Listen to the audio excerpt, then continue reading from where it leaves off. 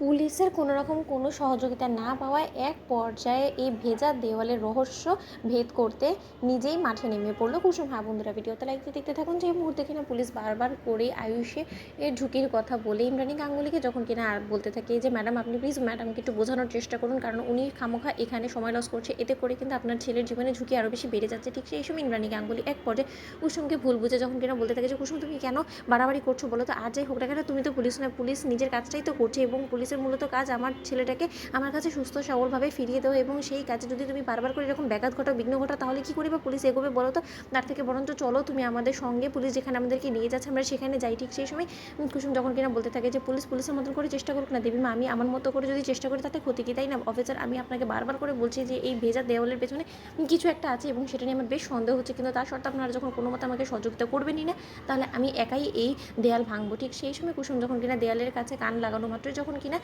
ছোটো সাহেব বলে আওয়াজ দিতে থাকে, ঠিক সেই সময় কুসুমের আওয়াজে আয়ুষ যখন কিনা সাড়া দিয়ে এক পর্যায়ে ক্লান্ত অবস্থায় বলতে থাকি যে কুসুম তুমি এসেছো, কুসুম প্লিজ আমাকে দেয়াল ভেঙে আমাকে বার করো, আমার শ্বাস নিতে কষ্ট হচ্ছে কুসুম, আমি শ্বাস নিতে পারছি না। ঠিক সেই সময় এই কথা শোনা মাত্রই যখন কিনা কুসুম বলতে থাকে যে আমি বলছি না আপনাদেরকে এই দেওয়াল এক্ষুনি আমি ভাঙবো এবং ভেঙে আমি প্রমাণ করে দেবো যে এই দেওয়ালের পেছনে ছোটো সাহেবকে ওরা চাপা দিয়ে রেখেছে। ঠিক সেই সময় পুলিশ যখন বলতে থাকে যে কিন্তু ম্যাডাম আপনার কী দেখে এটা সন্দেহ হচ্ছে, আমি তো সেটাই বুঝতে পারছি না। ঠিক সেই সময় কুসুম বলতে থাকে যে এক্ষুনি তো আপনারাই বলেন যে যতক্ষণে কিনা আমার সঙ্গে আপনারা এরকম করে আমার কারণে দেরি হবে ততক্ষণে নাকি ছোটো সাহেবের জীবনে ঝুঁকি বাড়বে, তাহলে এখন আপনাদের দেরি হচ্ছে না, আপনারা আপনাদের পথে এখন, আমি এখানেই থাকবো, অনড় থাকবো আমার সিদ্ধান্ত নিয়ে। ঠিক সেই সময় এক পর্যায়ে কুসুম যখন কিনা হাতুড়া নিয়ে এক পর্যায়ে সেই দেওয়াল ভাঙতে শুরু করতে এবং সেই দেওয়াল ভাঙা মাত্রই কিছুটা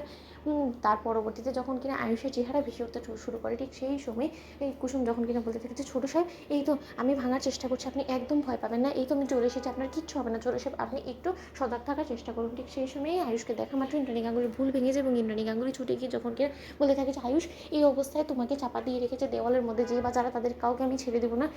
অফিসার আপনারা তাকিয়ে দেখছেন কি, মেয়েটাকে একটু সহযোগিতা করুন না, নয়তো আমার আয়ুষ দম বন্ধ হয়ে মরে যাবে অফিসার। ঠিক সেই সময় অফিসার যখন বলতে থাকে যে ম্যাডাম আপনি শুনুন আমাদেরকে কাজটা করতে দিন। ঠিক সেই সময় কুসুম বলতে থাকে যে আমি একাই করবো, কারণ এত দূর অবধি যখন কিনা আপনাদের কোনো রকম কোনো সহযোগিতা আমি পাইনি, তাহলে এই যাত্রায় ছোটো সাহেবকে এই বিপদের মুখ থেকে উদ্ধার করবো আমি একাই। ঠিক সেই সময় কুসুম যখন কিনা নিজের জেদ বজায় রেখে একাই সেই দেওয়াল ভাঙতে শুরু করে দেয় এবং তার পরবর্তীতে কুসুম অনেকখানি দেয়াল একা হাতে ভেঙে ফেলা মাত্র পরবর্তীতে যখন কিনা